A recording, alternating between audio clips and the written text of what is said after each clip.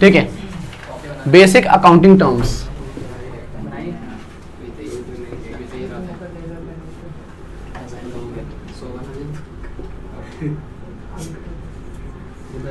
हाँ, basic accounting terms के बारे में बात करेंगे कि यहाँ पर जो हम लोग अकाउंट्स के अंदर जो टर्म्स यूज करते हैं, जैसा भी मैंने बोला क्रेडिटर है ना, गुड्स, तो इनके मीनिंग पढ़ लेते हैं ताकि आगे आने वाले चैप्टर्स में जब हम क्वेश्चन करेंगे तो वहाँ पर हमें ये पूछना ना पड़े कि कौन सी चीज़ ये क्या है। समझ में आई बात? इस वजह से ये बहुत ही ज़्यादा इंपॉर्टेंट चैप्टर हो जाता है। अगर आपको वर्ड मीनिंग ही नहीं आएंगे तो आप बुक कैसे पढ़ोगे? ठीक है ना, तो पहले वर्ड मीनिंग क्लियर कर लेते हैं, कौन सी चीज़ें क्या होती हैं, और इसके बाद जो है हम लोग आगे बढ़ेंगे। तो सबसे पहला टॉपिक जो है हमारा, उसके अंदर है बिजनेस ट्रांजैक्शन।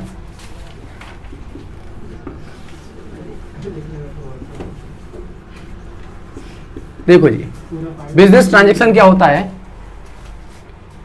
व्यवसाय के अंदर जो भी लेन देन है, ठीक है, किसी भी तरीके का पैसा आना या पैसे का जाना, या फिर सामान का आना और सामान का जाना। उधार पे भी तो हो सकता है, उस उधार वाली एंट्री में तो पैसा नहीं आएगा। ठीक है, तो ट्रांजैक्शन होनी चाहिए। ट्रांजैक्शन का मतलब होता है कि लेन देन। लेन देन पैसे की भी हो सकती है, लेन देन वस्तु की भी हो सकती है।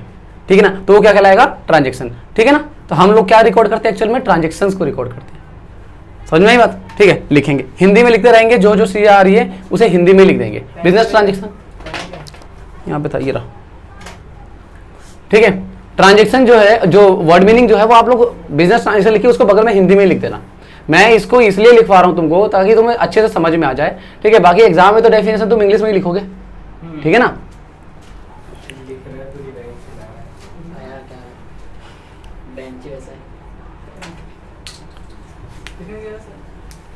वस्तु का लेन देन, पैसे का लेन देन। हाँ, मैं तुम्हें समझाऊंगा, लिखना तुम्हारे अपने ऊपर है, तुम जैसे मन करे लिखो।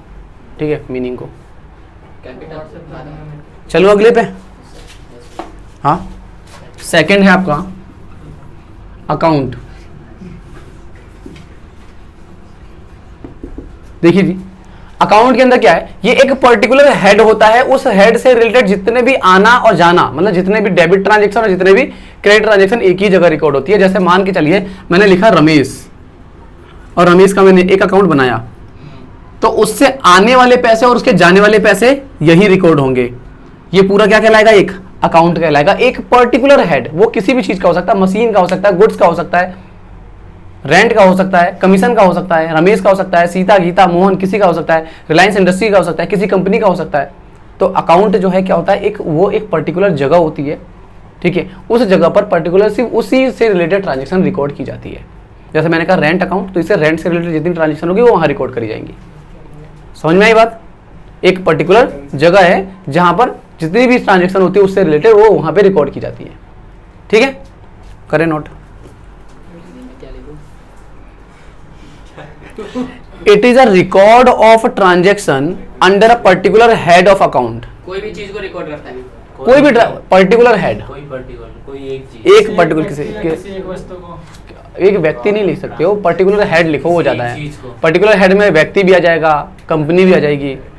ठीक है, और जो वैसे खर्चे वर्चे होते हैं वो सब भी आ जाएंगे।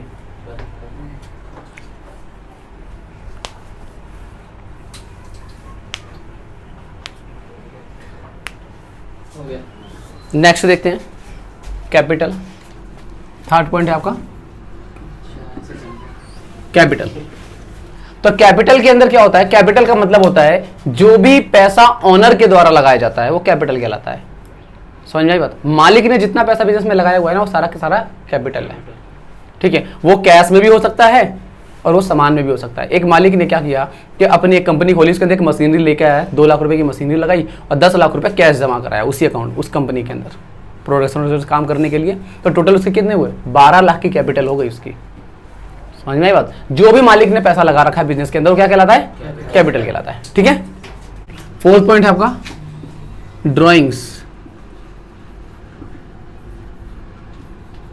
ये ड्राइंग आपकी ड्राइंग वाली ड्राइंग नहीं है। ठीक है, ये ड्राइंग का मतलब होता है अगर मालिक पैसा लगा रहा है तो वो कैपिटल कहलाएगा, और अगर पर्सनल यूज के लिए निकाल रहा है, बिजनेस से बाहर निकाल रहा है, तो वो ड्राइंग कहलाएगा। जैसे उसको घर पे पैसे चाहिए थे तो उसने उसमें से 1 लाख रुपए निकाल लिए, तो पहले 12 लाख रुपए कैपिटल थी, अब कितने की हो गई? 1 लाख रुपए की हो गई। मतलब कहने का है कि कैपिटल में से जब पैसा निकाल लिया जाता है बाहर तो वो क्या कहलाता है? ड्रॉइंग कहलाता है। ठीक है, नेक्स्ट है आपका लायबिलिटी। देखिए जी,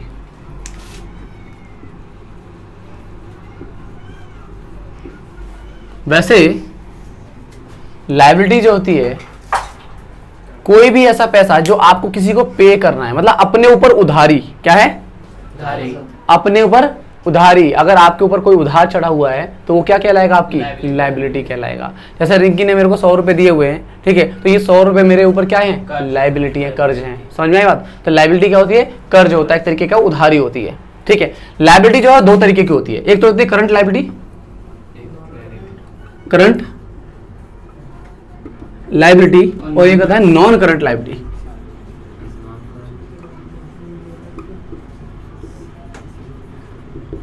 ठीक है जी, ऐसी लायबिलिटी जो आपको with in a year, 1 year, अगर 1 साल के अंदर अंदर में आपको पेमेंट कर देनी है तो वो लायबिलिटी होगी क्या?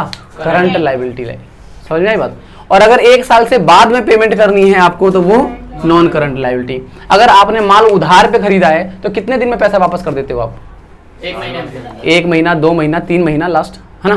तो ये क्या कहलाएगा?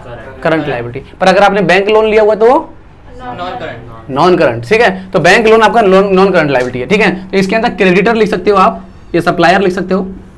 ठीक है, जबकि यहाँ पे क्या लिखोगे? Bank loan. और इसी तरीके से बनाओगे आप चित्र। ठीक है जी, तो समझिए जी, एसेट क्या है? एसेट्स बहुत इंपॉर्टेंट है। संपत्ति, ऐसी कोई भी चीज जिसके ऊपर बिजनेस का मालिकाना हक है वो क्या कहलाएगा? एसेट कहलाएगा। अब एक चीज याद रखिए कि एसेट किसका?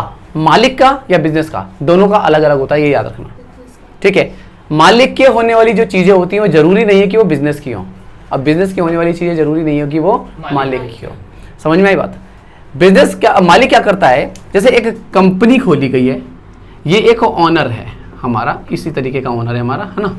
और इस ऑनर ने इसको 10 लाख रुपए दे दिए। अभी 10 लाख रुपए दे करके अलग हट गया। ये 10 लाख रुपए की उधारी है इसके ऊपर। कैपिटल भी एक तरीके की उधारी होती है, मालिक का पैसा भी हम लोग उधार मान के चलते हैं। ये इसके पास आ गया। इस 10 लाख रुपए में से इसने 2 लाख रुपए की मशीन खरीद ली। आई बात समझ में? 2 लाख की मशीन खरीद ली। ये 2 लाख रुपए की जो मशीन है ना, उस मशीन के ऊपर इसका मालिकाना हक नहीं होगा। समझ में आई बात? इसने उसमें से 1 लाख की लैंड खरीद ली, जमीन खरीद ली, 20,000 रुपए का रॉ मटेरियल खरीद लिया, किसी भी चीज के ऊपर इसका मालिकाना हक नहीं होगा। बस ये दुकान का मालिक है। सिर्फ ये दुकान का मालिक है जिसने अपने पैसे दे रखे हैं। जब कंपनी प्रॉफिट कमा लेगी वो प्रॉफिट इसके नाम पर ट्रांसफर हो जाएगा, वो विड्रॉ कर सकता है, ड्रॉइंग कर सकता है उस पैसे का। आ गई बात समझ में? ठीक है, तो हम कहेंगे कि बिजनेस का मालिकाना हक, ना कि मालिक का। आई बात समझ में? तो जिस चीज के ऊपर बिजनेस का मालिकाना हक होता है वो क्या कहलाता है? एसेट्स कहलाता है। ठीक है, तो एसेट्स के बारे में बात करने जा रहे हैं। तो एसेट जो होती है वो 5 कैटेगरी पढ़ाऊंगा आज। 2, 3, 4, 5। देखिए जी, एक होता है आपका लिक्विड एसेट, हाँ पानी। फिर होता है करंट एसेट,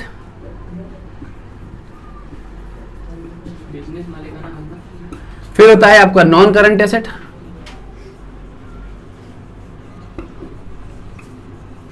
फिर होता है आपका टेंजिबल एसेट, फिर होता है intangible asset.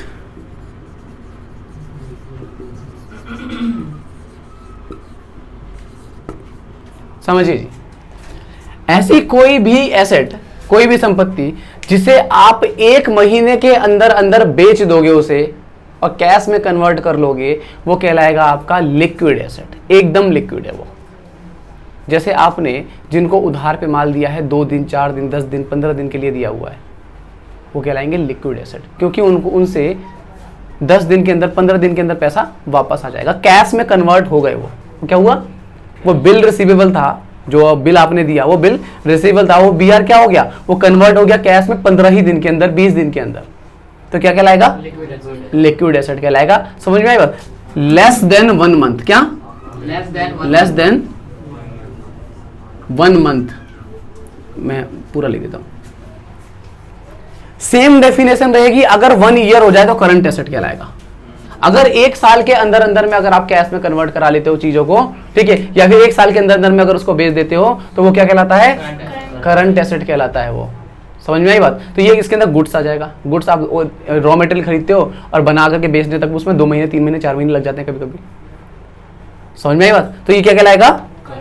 Less than 1 year, less than 1 year. समझ में आई बात? उसके बाद अगर नॉन करंट एसेट, इसको मैं फिक्स्ड एसेट भी कहता हूं, क्या? फिक्स्ड एसेट भी कहते हैं। ये मोर देन 1 ईयर होता है, क्या? More than 1 year.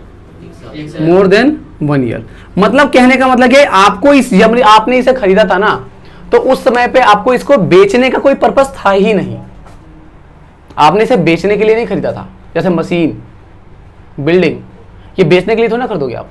आपने अपने बिजनेस को बढ़ाने के लिए, बिजनेस को चलाने के लिए खरीदा था, अर्निंग बढ़ाने के लिए खरीदा था। समझ में आई बात? तो इसको रेयरली बेचता आदमी 2-4 साल, 5 साल, 10 साल, 15 साल, 20 साल में एक बार बेचेगा कि अगर खराब हो गया है तो, अपग्रेड करना है, दूसरा खरीदना है तो। समझ में आई बात? तो ये आप मोर देन 1 ईयर यूज करते हो इसका, ठीक है। ये क्या कहलाते हैं? फिक्स एसेट कहलाते हैं या फिर नॉन करंट एसेट कहलाते हैं। समझ में आई बात? अगला है आपका टेंजिबल एसेट। तो टेंजिबल एसेट वो एसेट होते हैं जिसको आप टच कर सकते हो, क्या? स्पेलिंग गलती लिख दी, ठीक है, टच कर सकते हो। तो टच तो मैं सबको भी कर सकता हूं, इसको भी कर सकता हूं, इसको भी कर सकता हूं, इसको भी कर सकता हूं, सबको कर सकता हूं। तो टच करने योग्य टेंजिबल एसेट, हर एसेट टेंजिबल होता है जिसको टच कर सकते हो। बिल्डिंग हो गई, मशीन हो गया, रॉ मटेरियल हो गया, बिल रिसीवेबल हो गया, हर चीज टच किया जा सकता है। तो सारे के सारे टेंजिबल हो गए। तो फिर इनटेंजिबल के अंदर कौन से आएंगे जिसे टच नहीं कर सकते आप? ऐसी एसेट जिसे टच नहीं कर सकते, जैसे सॉफ्टवेयर हो गया। सॉफ्टवेयर हम बेचने का काम करते हैं, ठीक है, हमारे लिए गुड्स है, बट हम उसे टच नहीं कर सकते। हम सर्विसेज बेचने का काम करते हैं, पर सर्विसेज हम टच नहीं कर सकते। डीटीएच की सर्विसेज आप ले रहे हो, केबल की सर्विसेज आप ले रहे हो, इंटरनेट की सर्विसेज आप ले रहे हो, क्या टच कर सकते हो इसको? नहीं। तो पर ये है तो किसी ना किसी के लिए गुड्स ना, सर्विसेज है ना, ये किसी के लिए वो बेच रहा है, बट वो टच नहीं कर सकते आप। मतलब कहने का क्या है कि ये इंटेंजिबल के अंदर आएगा। तो ये जो टच नहीं कर सकते। समझ में आई बात? ठीक है। तो ये आपके टेंजिबल एसेट के 5 हो गए, ठीक है। और भी कैटेगरी है, बट हम उसको अभी नहीं पढ़ेंगे। जब रिक्वायरमेंट होगी 17 चैप्टर के अंदर, तब वहां पे पढ़ेंगे, ठीक है जी। जो मेन बताना था मेरे को, वो रिसिप्ट का बताना था कि रिसिप्ट का क्लियर होना चाहिए। रिसिप्ट 2 तरीके के होते थे, ठीक है। एक होता था कैपिटल रिसिप्ट, ठीक है, और दूसरा होता था रेवेन्यू रिसिप्ट।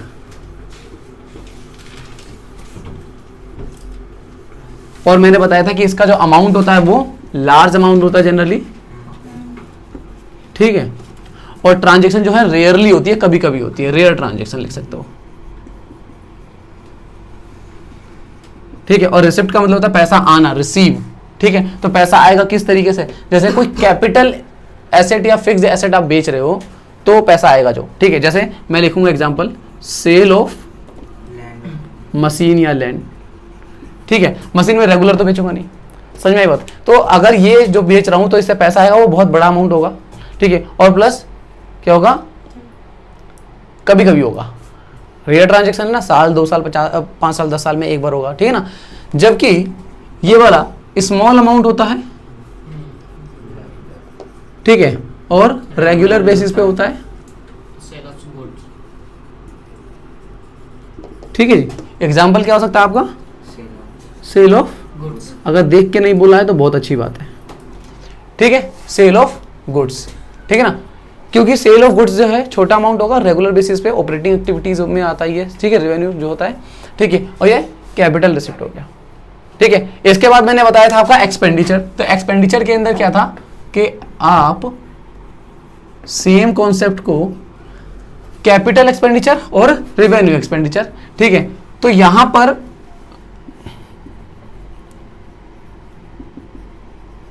कैपिटल एक्सपेंडिचर और रेवेन्यू,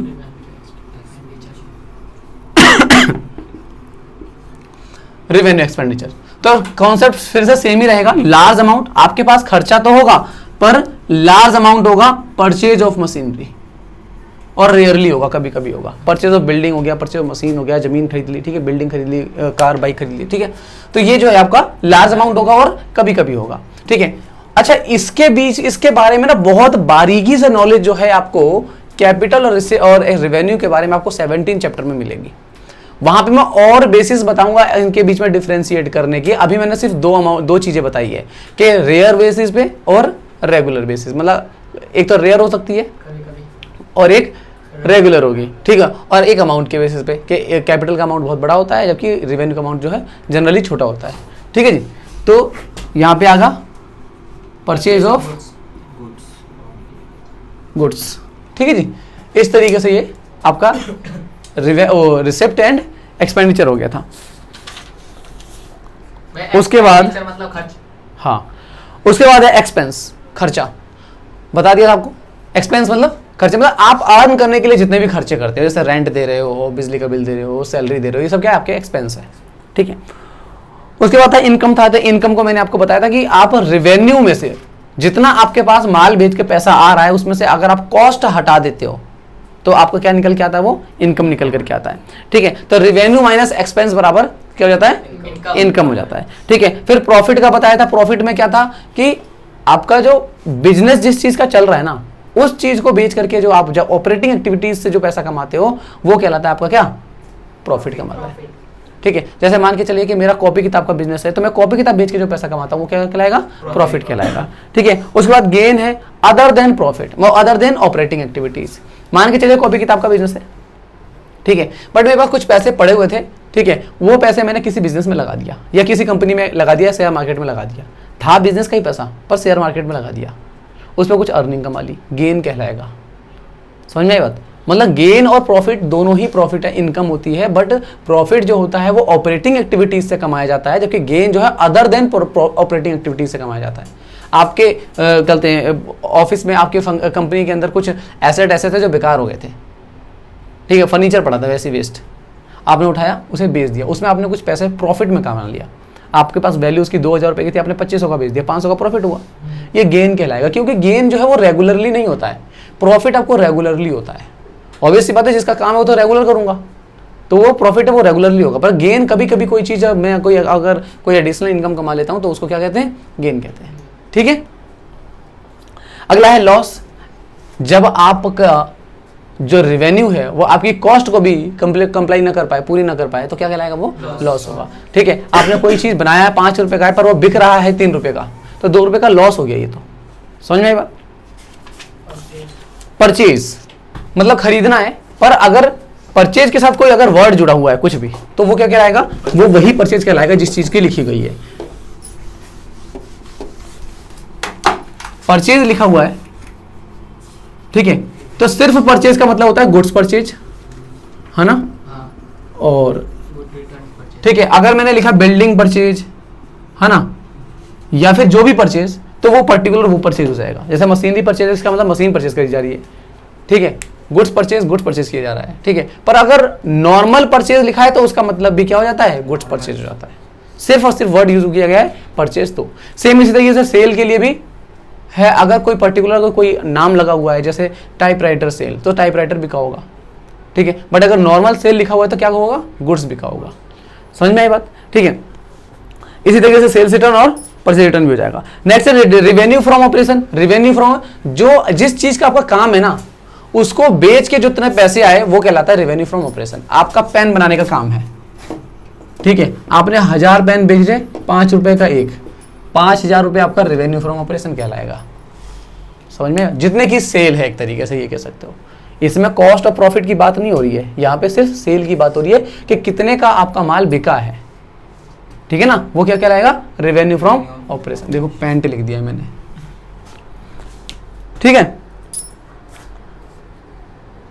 उसके बाद है आपका गुड्स। गुड्स क्या है, जिस चीज का काम है, जिस चीज का बिजनेस है, वही गुड्स है हमारे लिए, ठीक है। गुड्स है फिजिकल चीजें होती हैं। सर्विसेज क्या होंगी, सर्विसेज जो होंगी वो जो दिखाई नहीं देती, अदृश्य होती हैं, ठीक है, उनको हम लोग महसूस कर सकते हैं, ठीक है। जैसे केबल टीवी के जो कनेक्शन, जो DTH के जो कनेक्शन लेते हो आप, ठीक है, या सॉफ्टवेयर बेचते हो, तो सॉफ्टवेयर में तो आप सॉफ्टवेयर डायरेक्ट बेच दोगे, कंप्यूटर से आप वो लाइसेंस पे, अब जैसे माइक्रोसॉफ्ट का अगर आपको वो खरीदना है, लाइसेंस परचेज करना है अपने लैपटॉप के लिए, ठीक है, तो माइक्रोसॉफ्ट के लिए क्या करो, आप वेबसाइट पे जाओगे, वहाँ पे पेमेंट करोगे, आप उसको डाउनलोड करो, डाउनलोड करते ही आपके अकाउंट लैपटॉप में आ जाएगा वो पूरा।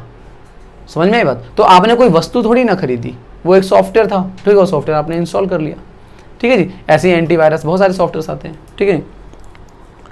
नेक्स्ट है आपका स्टॉक। स्टॉक क्या है कि एक पर्टिकुलर डेट पे कितने रुपए का माल पड़ा हुआ था, वो कहलाता है स्टॉक, ठीक है। स्टॉक दो तरीके के होते हैं बताया था, एक तो साल के शुरुआत में तो ओपनिंग स्टॉक, और साल के एंड में तो क्लोजिंग स्टॉक। आई बात समझे? ठीक है जी।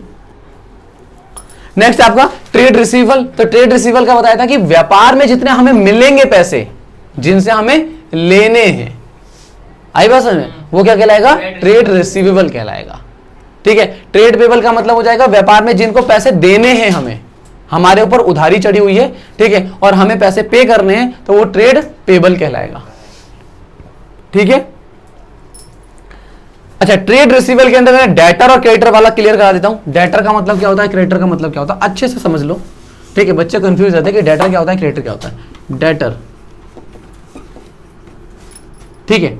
अब जरा देखो, डेटर जिनसे हमें पैसे लेने हैं, क्रेडिटर का क्या होगा कि जिनको हमें पैसे देने हैं, हम जिनको देंगे पैसे, मतलब हमने किसी से उधार लिया हुआ है और हमें पैसे वापस करने हैं, तो क्या कहलाएंगे, वो हमारे क्रेडिटर कहलाएंगे। नेक्स्ट पॉइंट है हमारा कॉस्ट। कॉस्ट है, कॉस्ट का मतलब होता है लागत, ठीक है। किसी चीज को बनाने या एक्वायर करने में कितनी लागत आई है उसे कॉस्ट कहते हैं, ठीक है। मैं कह रहा हूं कि भाई ये जो व्हाइट बोर्ड है ये मैं बाहर से खरीद करके लाया हूं, ठीक है, तो कितनी कॉस्ट आई है, ठीक है। या फिर ये कह सकते हो कि ये जो पेन है ये मुझे बेचना है, तो मैं इसको 5 रुपए का बेच रहा हूं, पर मुझे कितने का पड़ा, मैं कितने का खरीद करके लाया हूं। तो जितने का आप खरीद करके लाए हो, जितने का आपको ये पड़ा है, वो उसकी क्या कहलाती है, कॉस्ट कहलाती है, ठीक है। नेक्स्ट आपका कॉस्ट हो गया वाउचर। वाउचर नॉर्मली क्या होता है, वाउचर एविडेंस होता है किसी भी ट्रांजैक्शन का। वाउचर जो क्या है, एविडेंस है किसी भी ट्रांजैक्शन का कि ये ट्रांजैक्शन हुई थी। आप कोई भी कहीं पर भी पेमेंट करते हो, पैसे देते हो, तो आप बिल लेना नहीं भूलते हो, ठीक है। वो बिल जो होता है वो वाउचर होता है, ठीक है। आपने बिल्डिंग परचेज करी तो रजिस्ट्री के जो पेपर होंगे वो वाउचर कहलाएगा। आपने मशीन परचेज करी, उसका जो बिल होगा वो वाउचर कहलाएगा, ठीक है। आपने किसी को पेमेंट की, फीस पेमेंट करी, उसको जो रिसिप्ट देगा वो वाउचर कहलाएगा। स्कूल में 60 रुपये, 50 रुपये, 100 रुपये की जो पेमेंट देते हो, उसकी रिसिप्ट मिलती है, वो वाउचर कहलाता है। मतलब कहने का है कि किसी भी तरीके का ट्रांजेक्शन अगर होगा तो उस ट्रांजेक्शन की जो रिसिप्ट आपको मिलती है, रिसिप्ट डॉक्यूमेंट जो आपको मिलते हैं, वो वाउचर कहलाता है। आपने 50,000 का माल बेचा, जो बिल बनाया होगा वो बिल उसका वाउचर होगा। मतलब कहने का है कि एक कॉमन सी चीज समझो कि वाउचर किसी भी ट्रांजैक्शन के होने का एविडेंस होता है। साल के एंड में जब सीए आपकी ऑडिटिंग करने के लिए आएगा तो रैंडमली कोई भी ट्रांजैक्शन आपके अकाउंट में से उठा लेगा, बोलेगा कि भाई ये 50,000 रुपये का माल सेल हो रखा है, दिखाइए जिसकी ट्रांजैक्शन दिखाइए। कैसे दिखाओगे? आप उस डेट पे जाकर के जहाँ पे अपने फाइल में वो बिल रखे होंगे, वो बिल ला करके दिखाओगे, ये देखो ये रही बिल। आई बात समझ में? मतलब ये बिल जो है वो क्या है, एक तरीके का एविडेंस है कि ये ट्रांजैक्शन एक्चुअल में हुई थी। समझे? ठीक है, तो ये वाउचर हो गया। नेक्स्ट आपका डिस्काउंट के बारे में बात करते हैं। डिस्काउंट समझिए डिस्काउंट के बारे में, ठीक है। डिस्काउंट जो होता है छूट होती है, एक तरीके छूट कहते हैं, ठीक है। पर छूट तो है, पर दो तरीके का होता है डिस्काउंट। डिस्काउंट जो है वो दो तरीके का होता है। एक होता है आपका कैश डिस्काउंट, ठीक है, और एक होता है आपका ट्रेड डिस्काउंट, ठीक है। कैश डिस्काउंट और ट्रेड डिस्काउंट। जरा देखिए, आपने 1000 रुपए का माल खरीदा और उसने बोला कि आप 10% कम दे देना, तो 100 रुपए कम दे दोगे आप, 900 रुपए का, ठीक है, पेमेंट करोगे आप, कैश डिस्काउंट कहलाएगा। आपने 1000 रुपए का माल खरीदा और उसने बोला अगर 1000 का माल खरीदते हो ना तो 100 रुपए का माल आपको फ्री मिलेगा। क्या फ्री मिलेगा? फ्री मिलेगा। आपको मिला 1100 रुपए का माल, पेमेंट कितने का किया आपने? 1000 रुपए का, है ना। ये जो 100 रुपए का माल आपको फ्री मिला, ये ट्रेड डिस्काउंट कहलाएगा। मतलब कहने का ट्रेड डिस्काउंट का मतलब होता है गुड्स के साथ गुड्स का फ्री होना। By one get one trade discount है। जबकि 10% डिस्काउंट अगर लिखा हुआ है कहीं पे तो वो कैश डिस्काउंट है। समझ में आई बात? अच्छा, जो सबसे मेन रीजन होता है वो क्या होता है, मेन डिफरेंस होता है, इसको आप अकाउंट्स में शो करते हो, ठीक है, जबकि इसको अकाउंट्स में शो नहीं करते, इसको जो है अकाउंट्स में शो नहीं करते, ट्रेड डिस्काउंट को शो नहीं करते हम जनरल एंट्री के अंदर। समझ में आई बात? जबकि इसको जो है हम शो करते हैं, इसका कैश डिस्काउंट को हम लोग अलग से अकाउंट भी बनाते हैं। आगे बात समझ में? ठीक है, तो ये डिफरेंस भी याद रखना, आगे चल के खैर डिटेल में पढ़ेंगे दोनों के बारे में। ठीक है जी, हो गया। नेक्स्ट चलते हैं हम लोग, डिस्काउंट हो गया, उसके बाद आ जाते हैं बैड डेब्ट्स। बैड डेब्ट्स के बारे में हम लोगों ने लास्ट क्लास पढ़ा था या नहीं पढ़ा था? बैड डेब्ट्स क्या होता है जी? बैड डेब्ट्स, डेटर के बारे में पढ़ा था हम लोगों ने अभी। डेटर कौन होते हैं? जिनसे हमें पैसे लेने हैं। तो कुछ ऐसे लोग जिनसे मुझे पैसे लेने थे वो भाग गए, अब वो पैसे मुझे नहीं मिलेंगे, या तो वो मर गए, या इंसॉल्वेंट हो गए, दिवाला निकल गया उनका, ठीक है, या फिर वो अब नहीं दे रहे हैं पैसे, किसी भी रीजन से पैसे अब नहीं मिलेंगे मुझे, तो वो क्या कहलाएगा? उतना अमाउंट बैड डेट कहलाएगा। मतलब मैंने इरफान को 10 रुपए दिए, ठीक है, अब वो 10 रुपए देकर के भाग गया लेकर, अब वो वापस ही नहीं कर रहा मेरे पैसे, क्या कहलाएगा? 10 रुपए का ये मेरा बैड डेट बन गया। क्या हो गया? Bad debt. अब ये पैसे मुझे नहीं मिलेंगे, ठीक है। नेक्स्ट है आपका बैलेंस शीट। बैलेंस शीट क्या हो जाती है जी? बैलेंस शीट जो है एक स्टेटमेंट होती है, आपको पहले चैप्टर के पहले टॉपिक में पढ़ाया गया था कि बैलेंस शीट एक स्टेटमेंट होती है जो कि आपकी एसेट एंड लायबिलिटी को शो करती है। तो इधर साइड में लायबिलिटी होता है और इधर साइड में एसेट होता है, कितनी एसेट आपके पास है, कितनी लायबिलिटी आपके पास है, इसका टोटल हमेशा सेम होता है, ठीक है। आपके पास टोटल एसेट और टोटल लायबिलिटी का जो टोटल होगा, सम होगा, वो हमेशा इक्वल आएगा, ठीक है। तो इसे कहते हैं हम लोग क्या? बैलेंस शीट, ठीक है जी। बैलेंस शीट हो गया। उसके बाद है बुक वैल्यू।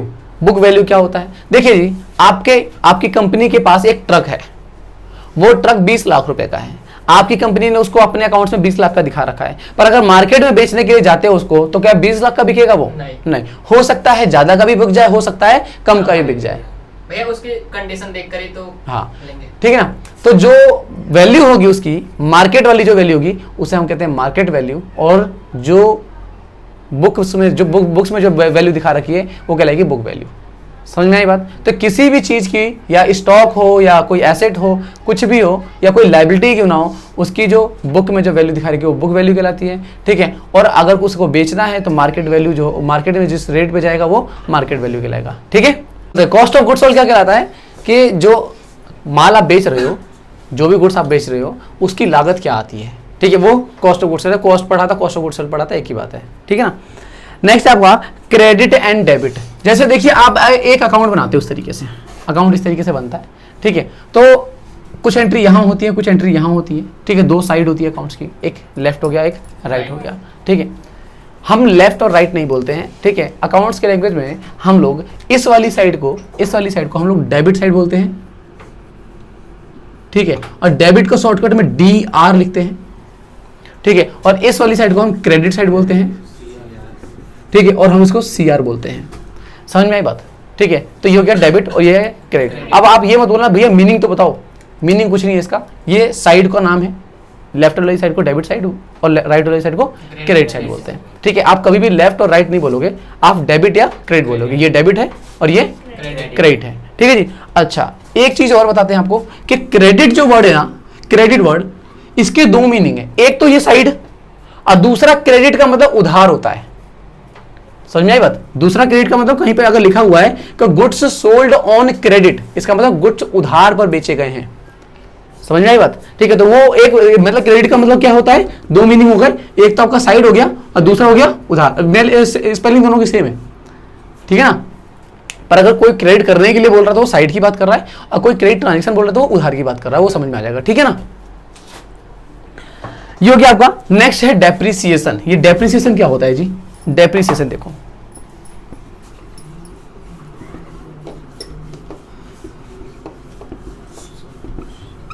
डेप्रिसिएशन का मतलब होता है, हिंदी में मूल्यह्रास कहते हैं इसको, ठीक है। वैल्यू का घटना, ठीक है। किसी भी रीजन से वैल्यू घट रहा हो, पूरा एक चैप्टर है इसके ऊपर, हम लोग 13 चैप्टर वहां पढ़ेंगे, हमारे सिलेबस का फर्स्ट टर्म का लास्ट चैप्टर है, ठीक है। तो डेप्रिसिएशन का मतलब होता है कि आपकी एसेट की जो संपत्ति है उसकी वैल्यू का घटना। जैसे कि मान के लिए आपने कार खरीदी है और वो कार जो है 5 लाख रुपए की है, तो हर साल उसकी वैल्यू धीरे धीरे कम होती जाएगी। ठीक है, इस साल 4 लाख है, फिर 3 लाख, फिर 2 लाख, और कितने भी घटे पर घटेगी वैल्यू। समझ में आई बात? क्या होगा, हर चीज़ की वैल्यू क्या होती है, घटती है। याद रखना, संपत्ति में सिर्फ एक ही ऐसी चीज़ है जिसकी वैल्यू बढ़ती है, वो है ज़मीन। उसके अलावा जितनी भी चीज़ें होती है वो 90% 99% चांसेस है कि उसकी वैल्यू हर साल घटेगी ही घटेगी। समझ में आई बात?